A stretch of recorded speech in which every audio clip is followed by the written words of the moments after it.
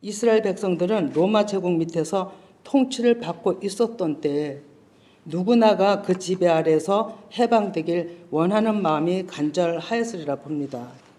그들은 다윗과 같은 강한 통치자가 나와서 로마를 내쫓고 평화를 기다리는 것이 이스라엘 백성들의 소망이었을 것입니다. 이스라엘은 올바르게 지도해 주시는 통치자가 없는 길 잃은 양이라고 성경은 말씀하고 있죠. 그런 어둠이 짙은 암울한 시대에 누가복음 1장 26절에서 38절에 보면 가브리엘 천사가 나사렛 작은 동네 마리아에게 찾아온 곳입니다. 그 마리아는 요셉 청년과 약혼한 사이, 그러한 마리아에게 천사가 찾아와 은혜를 받은 자여 평안할지어다 주께서 너와 함께 하시도다 하니 처녀 마리아는 놀라 어찌할 바를 몰랐다고 합니다. 천사의 말인즉 누가복음 1장 31에서 33절 보면 31절에서 33절 보라 내가 잉타의 아들을 낳으리니 그 이름을 예수라 하라. 그가 큰 자가 되고 지극히 높으신 이의 아들이라 일컬어질 것이요 주 하나님께서 그 조상 다윗의 왕위를 그에게 주시리니 영원히 야곱의 집을 왕으로 다스릴 것이며 그 나라가 무궁하리라. 이렇게 말씀을 전하는 것입니다. 그래서 천사가 마리아에게 전한 요 말씀 안에는 두 가지가 크게 있습니다. 첫 번째는 이스라엘 백성들이 그렇게 소망하던 다윗의 왕권을 다스릴 아들을 주신다라고 얘기를 하시는 거고요. 이것은 세밀히 보면 공생의 예수님을 말씀하신 것입니다. 그리고 두 번째는 영원히 야곱의 집을 왕으로 다스릴 것이며 그 나라가 무궁하리라. 이 말씀 안에는 부활하여 십자가 죽으신과 부활 통하여 임마누엘 그 하나님의 뜻을 언급하신 것이라 봅니다.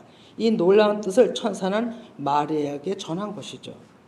누가복음 1장 34절에 보면 누가복음 1장 34절 마리아가 천사에게 말하되 나는 남자를 알지 못하니 어찌 이 일이 있으리까 라고 얘기를 합니다. 이 말의 뜻은 나는 아직 하나님에 대하여 깨닫지 못하는 연약한 여자이온데 저에게서 어떻게 이런 일이 있겠습니까? 이런 말이죠. 그랬더니 누가복음 1장 35절에 천사가 대답하여 이르되 성령이 내게 임하시고 지극히 높으신 이 능력이 너를 덮으시리니 이러므로 나실 바 거룩한 이는 하나님의 아들이라 일컬어지리라. 이렇게 말을 합니다. 그러면서 더 얘기한 것은 엘리사벳도 본래 늙어서 임신하지 못하였는데 벌써 6달째가 되었다라고 소식을 전합니다. 엘리사벳과 마리아는 친척이라고 하죠. 그래서 잘 아는 사이였습니다. 그래서 엘리사벳이 아기가 없는 것도 알았고 늙은 노인인 것도 알았는데 천사가 벌써 임신해서 6달째라 이렇게 얘기를 하죠. 그러면서 천사의 하는 말이 누가복음 1장 37절인데요. 대저 하나님의 모든 말씀은 능하지 못함이 없느니라. 이 말을 듣고 마리아는 답을 합니다. 마리아가 이르되 주의 여정연이 말씀대로 내게 이루어지이다 하며 천사가 떠나갔더라고 얘기하죠. 마리아는 계산하지 않았어요. 아마 계산하는 여자 같았다면 저는 남편이 이미 있습니다. 근데 제가 어떻게 아기를 가질 수가 있겠습니까? 이렇게 얘기했을 거예요. 근데 마리아는 순수했어요. 계산하지 않았어요. 천사가 하는 말을 그대로 받아들였어요. 응한 거죠. 그 후 마리아는 성령으로 잉태되어진 상태에서 약혼자 요셉이 알게 되어 요셉은 고민 끝에 마리아를 끊고자 했습니다. 왜냐하면 알게 하면은 마리아는 죽을 수밖에 없는 여자입니다. 율법적으로. 그래서 요셉은 마리아를 사랑하기 때문에 가만히 끊고자 했던 거예요. 주의 사자가 그런 요셉에게 주의 사자가 현명하여 그 아이는 성령으로 잉태되어진 것이라고 얘기합니다. 그게 비몽사몽간에 그래 마태복음 1장 21절인데요. 21절에서 23절까지 보면 아들을 낳으리니 그 이름을 예수라 하라. 이는 그가 자기 백성을 그들의 죄에서 구원할 자이심이라 하니라. 이 모든 일이 된 것은 주께서 선지자로 하신 말씀을 이루려 하심이니 이르시되 보라 처녀가 잉태하여 아들을 낳을 것이요 그의 이름은 임마누엘이라 하리라 하셨으니 이를 번역한즉 하나님이 우리와 함께 계시다 함이라. 아멘. 예, 그래서 요셉이 잠에서 깨어나니까 주의 사제 말을 들은 겁니다. 그래서 요셉은 의심하지 않냐고 꿈에서 현명한 그 말씀대로 마리아를 데려옵니다. 그것이 마태복음 1장 25절 보면 아들을 낳기까지 동침하지 아니하더니 나음의 이름을 예수라 하니라. 예. 이 얼마나 놀라운 일입니까? 예수 이름 뜻은 하나님께서 구원하시다라는 뜻입니다. 마리아, 요셉 그 시대에 하나님이 보시기에 의로운 사람들입니다. 즉 심령이 가난한 자들인 것이죠. 세례 요한을 출생한 사가랴 제사장과 그 부인 엘리사벳도 그 당시 심령이 가난한 마음으로 믿음을 지키면서 그 제사장 역할 직무를 다하면서 메시아를 오시기를 사모했던 자들이라고 봅니다. 그때 당시도 마음이 가난한 의로운 자들에게 하나님의 사자는 찾아와 큰일을 시작했던 것이죠. 지금 때도 하나님의 큰일은 언제나 마음이 가난한 의로운 자들에게 오심은 변함이 없다라고 봅니다. 오늘 말씀 아기 예수님을 만난 사람들을 이제 제목이 그렇죠. 그 첫 번째를 이제 말씀드리고자 합니다. 그 첫 번째는 양을 치는 목자들이었죠. 누가복음 2장 1절에 이하를 보면 가이사 아구스도가 영을 내려 천하로 다 호적하라 하였으니 그 명령에 의하여 호적하러 각각 고향으로 그러니까 베들레헴으로 가지 않을 수 없는 상황을 하나님은 만드신 거죠. 아마 호적하는 일이 없었다면 안 갔겠죠. 그런데 호적을 해야 되니까 요셉이 베들레헴의 사람이기 때문에 마리아랑 같이 갔던 것입니다. 표면적으로는 간 거지만 미가서 5장 2절에 보면 베들레헴 에브라다야 너는 유다 족속 중에 작을지라도 이스라엘을 다스릴 자가 내게로 나올 것이라 그의 근본은 상고의 영혼에 있느니라. 아멘. 이 말씀이 되었던 거죠. 그래서 하나님은 시대별로 호적을 하라는 그 칙령에 따라서 안에 갈 수 없게끔 그래서 베들레헴에 갔다가 오는 길에 해산하게 되는 걸 우리가 알 수 있습니다. 그리고 놀라운 것은 말씀대로 그대로 이루어지는 것은 베들레헴은 떡집이잖아요. 그 떡집은 말씀이죠. 그러면 말씀이 나오는 곳이 베들레헴인 거예요. 이게 영적의 의미를 가지고 있는 것입니다. 그런데 이제 해산하게 되니까 이제 성경을 이제 이 말씀을 자세히 좀 봤습니다. 성경 말씀을 자세히 보니 호적하러 베들레헴에 갔다가 나사렛으로 돌아오는데 마리아 아기 예수를 출산하게 되죠. 그런데 누가복음 2장 7절에 보면 첫 아들을 낳아 강보로 싸서 구에 뉘었으니 이는 여간에 있을 곳이 없음이라 이렇게 얘기합니다. 여기서 이제 살펴볼 것은 여간이 무엇이냐면 헬라어로 카탈리마예요. 그런데 이것은 객실, 숙박, 장소 우리가 아는 그런 뜻을 가지고 있습니다. 근데 놀라운 것은 70인역 본의 용법은 명사로 카탈리마는 히브리어로 나에인데 목자나 양떼의 거처라고 사전에 기록되어 있어요. 제가 이런 것을 이제 좀 더 깊게 찾아보려고 여러 군데를 찾으면서 성령께 기도하며 하는 가운데 제 지식적으로는 찾을 수가 없습니다. 저는 그런 사람인데 성령께서 하나하나 그것을 찾게 하신 것 같습니다. 이것 또한 제 깨달음을 지금 얘기하는 거기 때문에 전 딱 맞다라고는 하지 않는데 여러분들도 한번 찾아보시기 바랍니다. 근데 그 나해가 목자나 양떼의 거처라는 사전에 기록을 하고 있는데 우리가 아는 여간이 아니라는 거죠. 목자나 양떼가 쉬는 곳이었고 그곳에는 먹이통이 있었던 곳이에요. 예수님이 탄생에 대해서 천사들이 그 한밤중에 가서 탄생 소식을 알려준 사람들이 목자인 것을 볼 때 그 증거가 에레미야 23장 2절에서 4절인데 시간상 4절만 보면 에레미야 23장 4절 내가 그들을 기르는 목자들을 그들 위에 세우리니 그들이 다시는 두려워하거나 놀라거나 잃어버리지 아니하리라 여호와의 말씀이니라. 은을적으로 표현을 하고 있습니다. 이 얼마나 비유도 절묘하신지 다 숨겨놓으셨어요. 때가 돼서 깨닫는 자들에게 찾고자 하는 자들에게 알리시는 것 같아요. 양의 우리가는 양들이 쉴 곳이죠. 그리고 먹이통이 있는 곳에서 태어나시면 의심할 바가 없는 겁니다. 여러 가지 이제 말씀을 제가 제시할 건데 더욱이 구유는 말들의 먹이통 그 의미는 예수님이 생명의 말씀을 먹일 예수님의 저통 말씀이 나오는 것의 비유였던 것입니다. 또 한 가지는 살펴볼 것은 이 목자들은 어떤 자들이기에 이 기쁜 구원의 소식을 가장 먼저 천사들을 통해 들었을까입니다.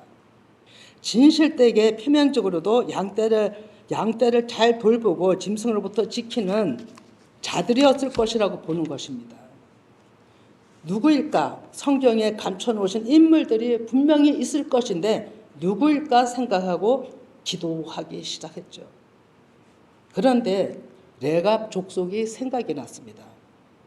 레갑 가문은 엘리사 시대에 타락된 이세벨을 대항해서 무진장 싸운 가문이었고 타락된 세상에서 순수하게 믿음으로 유목민 양들을 치는 순수성을 지키고 되찾은 가문이라고 합니다. 레갑 가문은 또 레인과 결혼하여 하나님을 섬기며 양을 치는 가문이었다는 거죠. 아마 그 가문이 베들레헴 근동에서 양을 치지 않았나 싶습니다. 그들이 기른 양이 성전 제물로 팔려갔을 가망성이 크다고 보는 거죠. 왜냐하면 예수님이 어린 양 예수님으로 오셨기 때문입니다. 양의 이름으로 오신 예수님이 어디로 오셨겠어요? 의리 번쩍한 호텔, 좋은 집, 여관 이런 데로 오시지 않았다는 거죠. 어린 양 이름을 가지고 오신 분은 목동들이 있는 양을 치는 우리간이 맞다는 것입니다. 그래서 거기에 먹이통이 있었던 거예요. 먹을 수 있는 저통이 있었던 거예요. 그것을 에레미야 35장 19절을 봅니다. 에레미야 35장 19절. 그러므로 만군의 여호와 이스라엘 하나님께서 이와 같이 말씀하시니라. 레갑의 아들 요나답에게서 내 앞에 설 사람이 영원히 끊어지지 아니하리라 하시니라. 좀 이렇게 줄이 잡히지 않나요? 목자로서의 진실함을 지키는 그들의 믿음이 영원히 하나님 앞에 끊어지지 않겠다라고 언약하시는 거예요. 그러면 어린 양의 이름으로 오신 예수님이 어디로 오셨겠냐 이거예요. 어떤 가문을 통해서 우리가 유다 가문을 통해서 오시지만 은유적으로 그의 고난의 중은 태어나는 것은 양의 우리가 그래서 태어난 것이 맞다는 거죠. 이건 제 생각입니다. 그리고 제가 깨달은 거 나누는 겁니다. 레갑의 후손들은 영원히 오실 그 구세주 메시아를 무진장 기다리면서 세상으로부터 구별된 순수성을 지킨 자들이었어요. 하나님이 아시기 때문에 어린 양으로 오실 예수님의 그런 소식을 그들에게 가장 먼저 전했다라고 보는 겁니다. 우리가 레갑의 아들 우리 선조 요나답이 우리에게 명령한 모든 말을 순종하여 우리와 우리 아내와 자녀가 평생 동안 포도주를 마시지 아니하며 살 집도 짓지 아니하며 포도원이나 밭이나 종자도 가지지 아니하고 장막에 살면서 우리 선조 요나답이 우리에게 명령한 대로 다 지켜 행하여라. 이런 말씀입니다. 이렇게 이들은 왕이 불러서 포도주를 먹이라 했어요. 신하들한테. 그럼에도 불구하고 왕의 명령을 따르지 않았어요.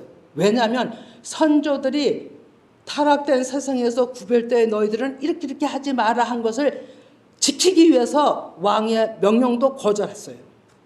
그랬더니 왕이 이 레갑 가족의 그 자녀들을 보면서 칭찬을 했습니다. 이런 사람의 언약도, 조상의 언약도 이들은 지키는데 지키지 않는 것 때문에 에레미야 선지자가 통탄했죠. 이렇게 레갑 족속들은 유목민으로서 세상에 구별돼서 자신들을 더럽히지 않았어요. 그럼 스바냐 2장 6절에서 11절을 봅니다. 스바냐 2장 6절에서 7절. 6절에서 7절. 자, 봅니다. 해변은 풀밭이 되어 목자의 움막과 양떼 우리가 거기 있을 것이며 그 지경은 유다 족속의 남은 자에게로 돌아갈 것이라. 그들이 거기에서 양떼를 먹이고 저녁에는 아스글론 집들에 누우리니 이는 그들의 하나님 여호와가 그들을 보살피사 그들이 사로잡힘을 돌이킬 것입니다. 아멘. 제가 해변에 그의 족속을 살펴보니까 나중에 유다 족속의 땅으로 지경이 변경이 됩니다. 차지하게 되죠. 나중에 유다 족속에.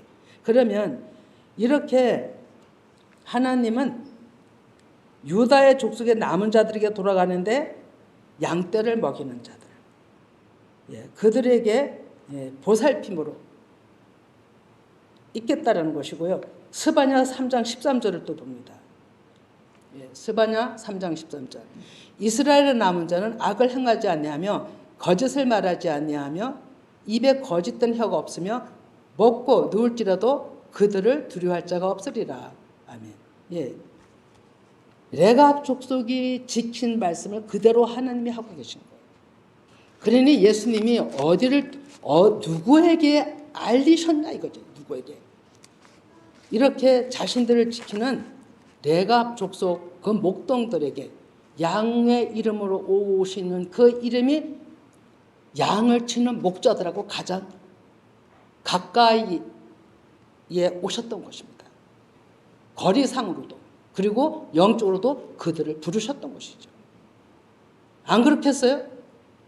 예수님이 핍박하고 악하게 하는 자에게 소식을 전하겠어요? 천사가? 한 2년 뒤 예수님 태어난 지 한 시간이 흘러 그 다음에 동방 박사들이 알고 헤롯 대왕한테 갔을 때는 헤롯 대왕이 그 소리를 듣고 2살 난 이 아이들을 싹 죽이잖아요. 절대로 천사는 악한 자들에게 가서 소식을 전하는 게 아니죠. 가장 가까이 언약으로 돼 있는 목자들, 양으로 오신 그 이름으로 오실 그 양을 치는 자들에게 소식을 알렸던 것이라고 보는 겁니다. 우리는 이 목자들은 정말로 밤새 자지 않고 양을 치던 자들이었어요. 그 당시에. 그들은 그 안에는 마음은 정말로 예수 그리스도 메시아를 기다렸던 마음들이 있는 자들이었고 그 악의 예수님을 본 증언자들이 되는 것입니다. 하나님의 그 세일을 알리는 데 있어서 아무에게나 알리는 것이 아니라는 거죠. 오늘 시도도 마찬가지라고 봅니다. 요한복음 10장 3절에 보면 요한복음 10장 3절 문지기는 그를 위하여 문을 열고 양은 그의 음성을 듣나니 그가 자기 양의 이름을 각각 불러 인도하여 내느니라. 자기 양을 다 내놓은 후에 앞서가면 양들이 그의 음성을 아는 곳으로 따라오되라고 얘기를 하고 있죠. 그리고 5절도 보면 타인의 음성을 알지 못하는 곳으로 타인을 따르지 않냐고 도리어 도망한다라고 되어 있습니다. 양들, 곧 하나님의 백성들, 죽을 수밖에 없는 죄인들을 건지시고 제사함으로 구원하실 그 이름이 예수 어린 양의 목자 이름이었어요. 목자였어요. 어린 양이시고 제물되는 어린 양이시고 또 공생애 하실 땐 목자로서 일을 하신 거죠. 그래서인지는 몰라도 아기 예수님 탄생에 제일 먼저 천사에게 알렸지만 날짜는 기록되어 있지는 않습니다.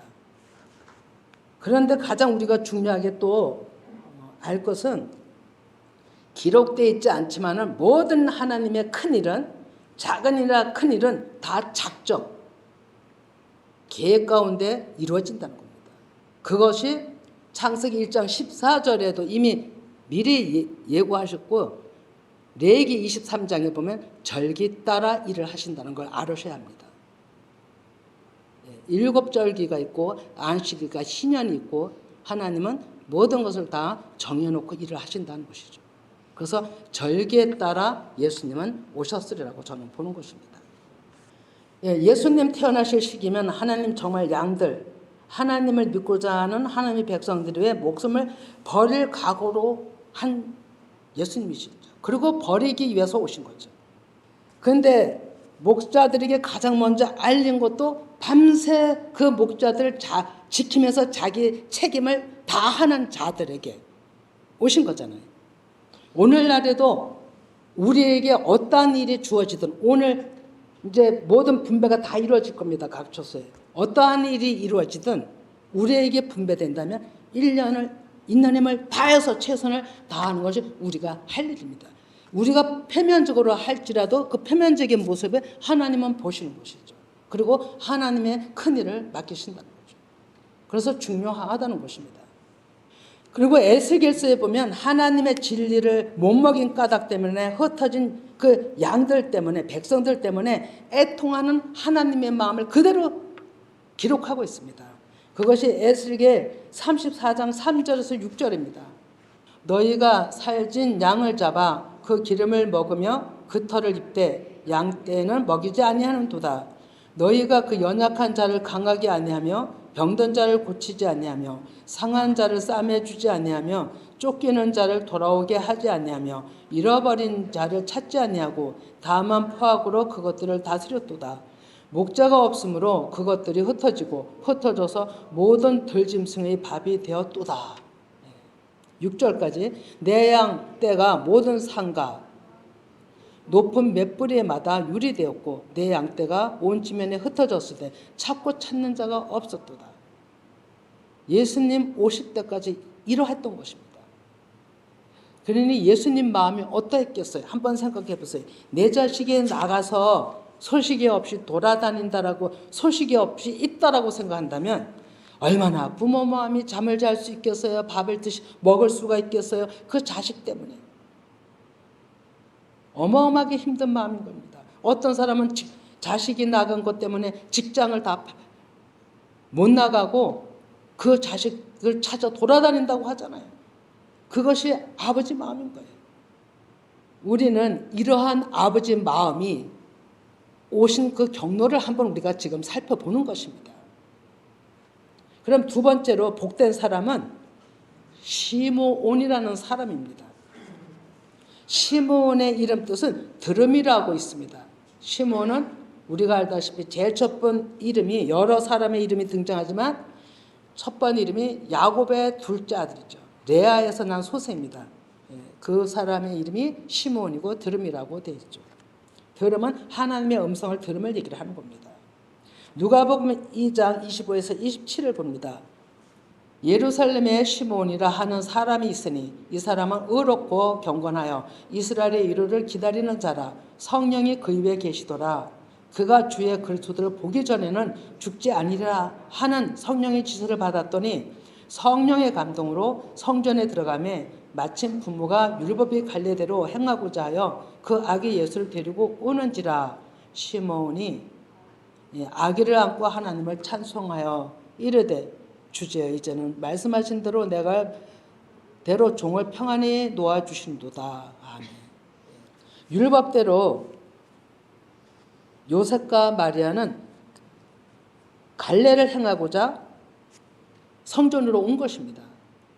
이것이 성경에 보면 아기 낳았다고 금세 어떤 갈례가 있는 게 아니고요.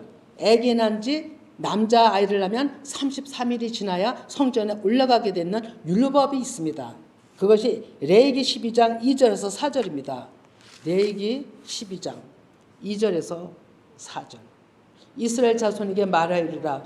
여인이 임신하여 남자를 낳으면 그는 이래 동안 부정하리니 곧 월경할 때와 같이 부정할 것이며 여덟째 날에는 그 아이 피를 뵐 것이요 그 여인은 아직도 33일을 지나야 산혈이 깨끗하리니 정결하게 되는 기한이 차기 전에는 성물을 만지지도 말며 성소에 들어가지도 말 것이며. 아멘. 예.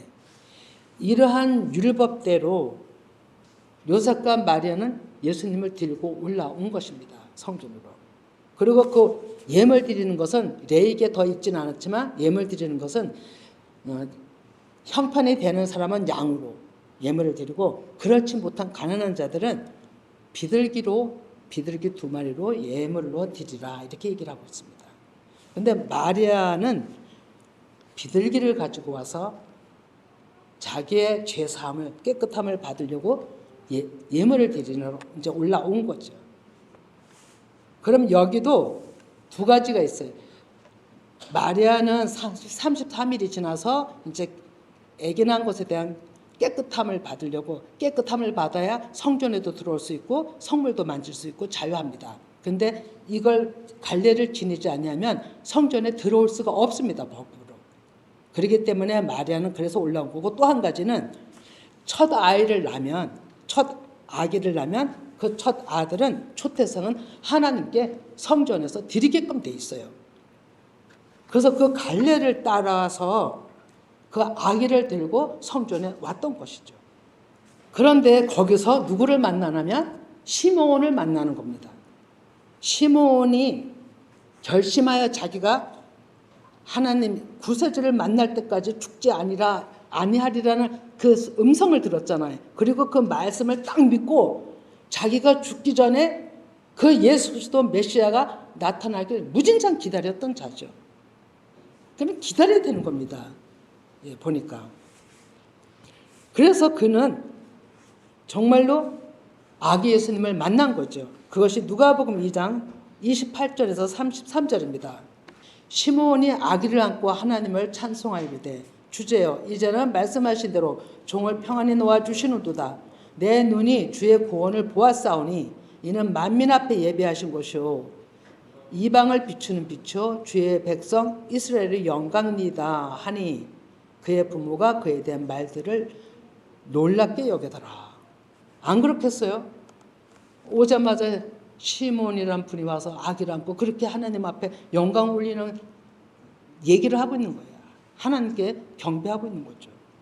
예, 그러면 이제 더 얘기한 부분이 있죠. 34에서 35절을 보면 더 놀랍죠. 예, 같이 또 읽습니다. 시몬이 그들에게 축복하고 그의 어머니 마리아에게 말하이르되 보라 이는 이스라엘 중 많은 사람을 패하거나 흥하게 하며 비방을 받는 표적이 되기 위하여 세움을 받았고 또 칼이 내 마음을 찌르듯 하리니 이는 여러 사람이 마음의 생각을 드러내려 함이니라 하더라. 아멘. 예. 예수님이 먼저는 태어난 아기로 오신 그 예수님, 메시아로 오신 그 예수님을 찬양하고 경배했습니다. 그리고 연이어서 얘기한 것이 예수님의 그 예리한 말씀으로 사람들을 찌르고 또 모든 생각을 드러내고 하는 이것은 히브리서 4장 12절 말씀 그대로 얘기한 겁니다. 예, 그리고 그의 사역이 어떠하신지를 얘기를 한 거죠. 정말로 놀랍지 않으세요? 시므온이 하나님을 늘 사모하며 하나님이 죽기 전에는 메시아를 보리라 했는데 그대로 이루어진 것입니다. 우리가 어떤 마음을 가지고 예수님을 보기를 원하느냐인 거죠. 그리하면 예수님은 애면하지 아니하시고 어떤 모양으로라도 오시는 겁니다. 그러니까 이 예언을 보면 태어남 구유에 누우신 것도 말씀에 보면 표적이라고 그랬어요. 그러면 또 시므이가 얘기하는 것도 나중에 이 표적은 십자가 죽음과 부활을 또 표적이라고 하는 거예요. 그러니까 표적에서 표적으로 마무리를 하는 겁니다. 예수의 생애는. 예, 이러한 일들을 하나님께서는 미리 예언하시고 시대의 사람을 통해서 드러내시는 일들을 저는 계속 하시는 거죠. 말씀만 많이 전하는 제자들만이 아니라 순간순간 예수님 하나하나 행동 사이에서도 준비된 사람들이 다 있었다는 것입니다. 오늘날의 영의 하나님 일하심도 그렇다라고 저는 보는 것입니다. 어떻게 딱 뭐 이렇다 저렇다를 말씀을 드리기 전에 생활 속에서 신앙 속에서 하나님은 그 진리 안으로 우리를 이끌어 가시면서 드러내시는 그 일들을 계속 하시는 거죠. 이것이 하나님 아버지 앞에 함께 가는 일인 거죠. 임마누엘 하나님을 계속 드러내는 것입니다. 예, 오늘날에도 우리가 시작과 끝을 하셨다면 이제는 평화로 하나님의 마지막 때가 언제 오실지 몰라도 제 이름으로 평화로 우리를 하나님 나라 백성들로 삼으시는 거잖아요. 이 표적은 세메이온이라고 지시, 즉 초자연적으로 기적을 베푸시는 거예요. 나타나게 하는 거예요. 사람이 할 수 없는 게 표적이에요. 예수님의 모든 일은 다 표적이에요, 진짜로. 그래서 바리새인들이 표적을 계속 보여달라고 그랬잖아요. 그랬더니 예수님이 너희들한테 표적을 보일 것은 요나의 뱃속의 고기, 3일 만에 살아난 물고기밖에 없다라고 얘기를 하죠. 그건 예수님 자신을 말씀하신 것입니다. 그러나 시작부터 끝까지 표적이었습니다. 예, 정말로 우리는 이러한 하나님의 태어나신가, 십자가 죽으신가 모든 것에 대해서 우리는 마냥 즐거워하고 그냥 의미도 모르고 들떠서 무리에 휩쓸려서 친구들과 같이 마냥 어울릴 일은 아니라는 거죠. 예수님이 태어난 그 본질은 정말로 놀랍게도 그 본질은 죽으시러 오신 거예요. 우리를 살리기 위해서. 그러니까 그것이 기쁜 소식인 거예요. 우리를 살리시려고 오신 거니까. 그 믿음을 가진 자들은 살아나니까 기쁘신 소식인 거죠. 그래서. 그리고 지난주에도 아직 머뭇거리고 일곱 지파에게 머뭇거리고 있느냐 여호수아 말씀했죠. 그림이라도 그려가지고 오라. 아마 지난주에 제가 그림이라는 걸 한번 집에 가서 해보세요 했는데 진짜로 그림을 그린 분이 있으신지 모르겠어요. 진짜 순종한 분이 있으셨는가.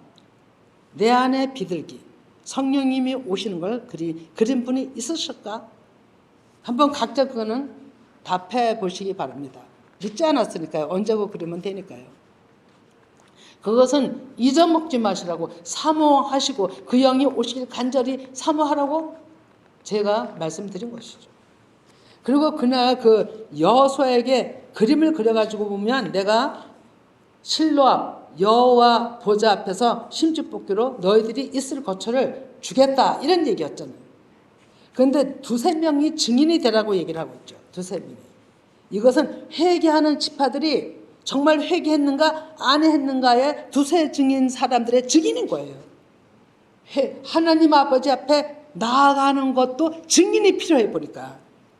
제가 놀라는 것은 그 지난주에 말씀드린 것은 올해 이 표로 그 배에서 생수의 강이 흘러나오리라 하신 말씀을 하나님은 우리에게 더 주시기 위해서 이해가 가도 또 언제고 일하시지만 또 우리 교회에 정해 주신 표현 말씀대로 행하심이 저와 여러분에게 더 생수의 강이 흘리길 원해서 하나님은 여호수아 말씀을 주셨다라고 말씀드렸거든요. 그런데도 정말로 놀라운 것은 진짜 이번 주간에 어떤 한 성도님이 저 말씀을 계속 지하도 오면 못 읽어야 3번 반복해서 읽고 뒤에 붙인 글도 말씀도 또 읽고 그렇게 말씀을 사모했다는 거예요. 그 혼자만 한 일이잖아요. 근데 그분의 얘기를 들을 때 저는 이제 그게 증인이 되는 거예요. 그러면서 하나님의 말씀이 계속 이 안에 들어와서 없어지지 않고 생각이 나고서 계속 그 마음을 이끌어 가시는 거예요. 너무나도 제가 감사했어요. 와, 이것이 그 배에서 생수의 강이 흐르는 곳이네. 하나님이 진짜 말씀대로 또 한 사람, 지금까지 해온 사람들도 있겠지만 이 올해가 다 가기 전에 지난주에 말씀 따라 또 한 사람이 하나님의 생수의 강을 지금 체험하고 있네라고 하나님 앞에 감사했어요. 우리가 얼마만큼 사랑하느냐예요. 지하에 가면 진짜 저도 그렇게 잘 안 하거든요. 못됐죠, 저도. 그런데 그분은 지하에 가면 그렇게 말씀을 읽었다는 거예요. 계속. 저 말씀을 반복해서 계속. 이렇게 하나님을 간절하게 찾는 자들에게 하나님이 오시는 거예요. 목자들에게 알린 것처럼, 시몬에게 알린 것처럼 오늘날에도 똑같이 일한다는 거예요. 이 말씀을 교회에 붙인 말씀, 교회에 오면 그냥 눈에 들어오잖아요. 그냥 건성으로 그냥 내 생각나는 기도 하고서 가는 게 아니라 말씀을 가지고 읽으면서 그 말씀이 임하기를 사모하는 자에게 오신 거예요. 말씀이 일하시는 겁니다. 인격적으로 그 하나님을 만난 거예요. 정말로 하나님 앞에 감사 영광 올려드립니다. 그리고 세 번째는 말씀 이제 또 빨리 정리하겠는데, 세 번째는 아기 예수님을 만난 사람이 있죠. 누구냐면 누가복음 2장 36절입니다. 같이 읽어봅니다.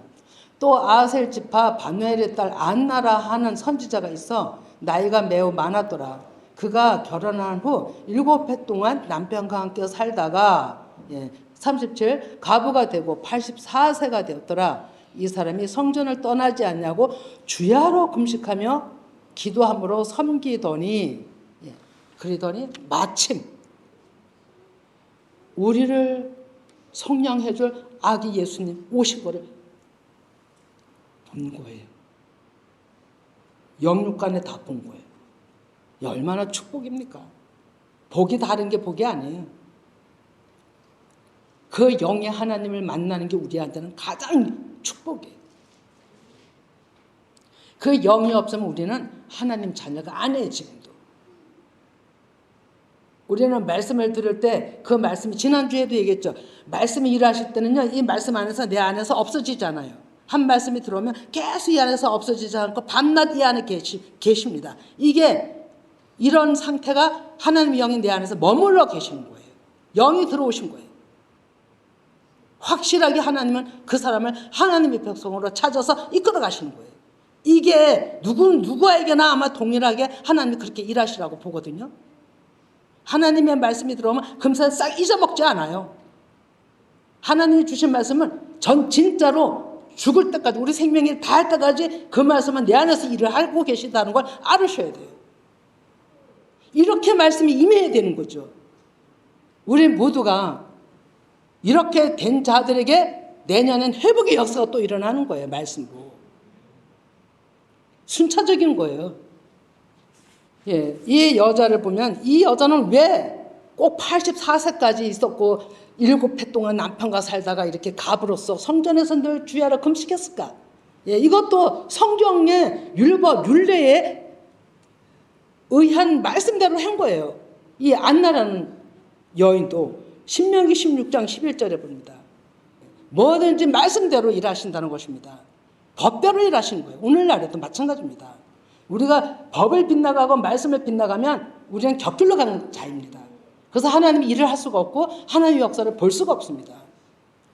16장 11절에 보면 너와 내 자녀와 노비와 내 성중에 있는 내 인과 및 너희 중에 있는 객과 고아와 가부가 함께 내 하나님 여호와께서 자기의 이름을 두시려고 택하신 곳에서 내 하나님 여호와 앞에서 즐거워할지니라. 아멘. 가부, 지금 살아있는 우리의 남편이 죽었다고 가부, 그건 표면적인 가부고, 하나님 아버지 앞에 내가 남편을 모시고 있는 자, 실제적으로는 이 가부지만 이 안에는 하나님이 남편인 거예요. 고아도 이 땅에선 부모가 없지만 하나님을 믿는 자들은 아버지가 되시는 거예요. 근데 진짜 고아 가부가 이들은 하나님 아버지와 남편이 있는 곳, 영적으로 성전에, 그 이름을 두신 성전에서 늘 하나님을 즐거워하라는 거예요. 찬양하고 경배하라는 거예요.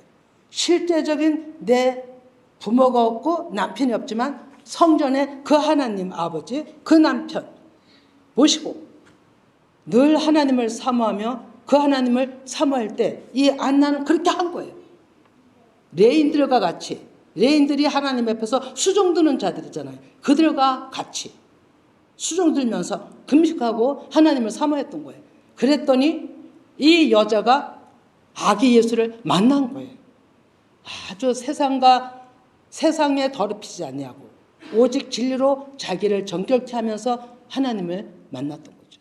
이런 자들을 오늘날에도 하나님은 이끄신다는 거예요. 이제 말씀을 정리합니다. 지금 때는 심판의 때입니다, 여러분. 심판은 다 죽이는 것이 아니라 살리고자 징계하는 때라고 늘 말씀하고 있습니다. 그럼 이런 때에는 더 어둠이 짙은 때입니다. 지금은 열방이 어둠이 완전히 짙은 때입니다. 모든 되어지는 걸 한번 보시면 여러분들은 더 잘하실 것입니다. 그럴지라도 그 가운데서 하나님을 사모하는 자들은 어디에 있든지 간에 그 빛으로 말씀으로 찾아오신다는 겁니다. 그래서 진리의 말씀을 듣게 하는 거예요. 말씀을 보게 하는 거예요. 우리가 그렇게 되기를 원합니다. 우리가 해야 될 것은 세상으로부터 오염되는 것에서부터 나 자신을 피해야 합니다. 거기에 들어가면 물들기가 순간입니다. 그렇기 때문에 피해야 하는 거죠. 119편에도 보면 시편, 청년이 내가 어떻게 해야 깨끗게 하오리까 이런 얘기 있죠. 그런 것처럼 우리는 내 자신이 이제 정결케 해야 되는 거죠. 그렇다면 예수님이 오신 목적을 끝으로 읽고 마치겠습니다. 마태복음 20장 28절입니다. 같이 읽습니다. 인자가 온 것은 섬김을 받으려 함이 아니라 도리어 섬기려 하고 자기의 목숨을 많은 사람의 대속물로 주려 함이니라. 아멘. 이 말씀 이대로 하시기 위해서 오셨던 예수님이십니다. 함께 기도하겠습니다.